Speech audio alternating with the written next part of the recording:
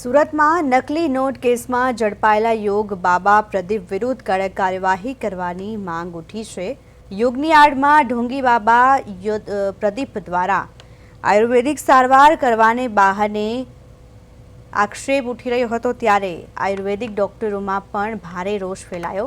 કોઈપણ પ્રકારની ડોક્ટરી ડિગ્રી ન હોવા છતાં દર્દીઓને સારવાર આપતો હોવાની વાત સામે આવી અને આ મુદ્દે સુરતના આયુર્વેદિક ડોક્ટરો એકત્ર થયા, બેઠક યોજી ઢોંગી તત્વો સામે કડક પગલાં લેવા માંગ કરી। ડોક્ટરનું કહેવું છે કે આ બોગસ વૈધોને કારણે આયુર્વેદિક ડિગ્રીની વિશ્વસનીયતા પર સવાલ ઊભા થયા રહ્યા છે।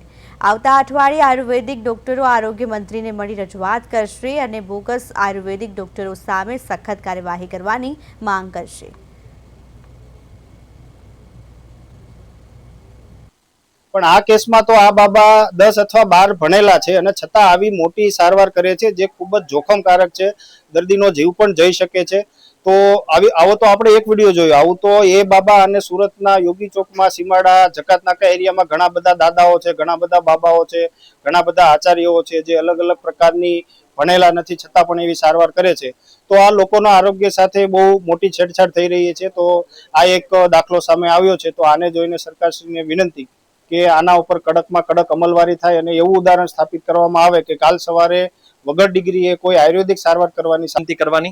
તો સરકારશ્રીને એક વિનંતી છે, અપીલ છે કે પ્લીઝ તમે પણ થોડું આ બાબતે ધ્યાન આપો અને જે કોઈ પણ ઊંટ વૈદ્યો, બોગસ બાબાઓ, દાદાઓ, કાકાઓ, આચાર્યો જે કોઈ પણ આવી રીતની ચિકિત્સાઓ કરે છે, એમને વહેલાસર એમની ઉપર જે કોઈ પણ પ્રકારની પ્રક્રિયાઓ થઈ શકતી હોય એ બધી કરવા માટે વિનંતી કે આપણી સરકાર, આરોગ્ય મંત્રીશ્રીએ એ રીતની કાર્યવાહી કરવી જોઈએ કે જે બોગસ પ્રેક્ટિસ કરે છે, જેની પાસે કોઈ ડિગ્રી નથી, એ પ્રેક્ટિસ બંધ। પહેલા વસ્તુ એ સમજવાની જરૂર છે કે કોઈની આંખ, કોઈનું નાક કે કોઈના નખ કે જીભ જોવાથી રોગ ક્યારેય પકડાતો નથી। પેશન્ટને પૂછવું જ પડે છે। આયુર્વેદમાં પણ લખેલું છે કે જોવાથી, પ્રશ્ન પૂછવાથી અને સ્પર્શન કરવાથી તમે રોગ ડાયગ્નોસ કરી શકો છો। કોઈ વ્યક્તિ તમારી આંખ, નાક કે કાન જોઈને કેવી રીતે કહી શકે છે કે તમને આ જ રોગ છે?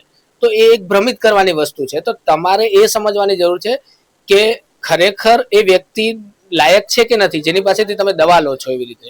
તો આ વસ્તુ લોકોએ સમજવાની જરૂર છે। તો આવા બાબા છે કે કાકા કે દાદા, જે કોઈ બી વ્યક્તિ છે કે ઊંટ વેદો છે, એની પાસે તમે દવા લેવા માટે નહીં જાઓ તો તમારું શરીર અને સ્વાસ્થ્ય સુધરશે, પ્લસ સમય, શરીર, સ્વાસ્થ્ય અને ધન બધું જ બચશે અને તમે આયુર્વેદને બી બચાવી। આયુર્વેદના નામે ઘણા અભણ લોકો આવી રીતે ખોટી પ્રેક્ટિસ કરતા હોય છે, જેનાથી લોકોના જીવ જોખમમાં મુકાતા હોય છે અને ઘણા લોકો મરી ગયાના પણ દાખલા છે। એવા લોકો છે જે અભણ, કે એમની પાસે કોઈ ડિગ્રી નથી, કોઈ નોલેજ નથી અને છતાંય ખોટી આયુર્વેદના નામે ખોટી દવાઓ અને ખોટી પ્રેક્ટિસ કરે છે અને લોકોના આરોગ્ય સાથે રીતસરના જોખમ લે છે અને ચેડા કરે છે। તો આવા લોકો સામે કડકમાં કડક કાર્યવાહી કરવી જોઈએ એવી અમારી સરકારશ્રીને અપેક્ષા છે, આશા છે।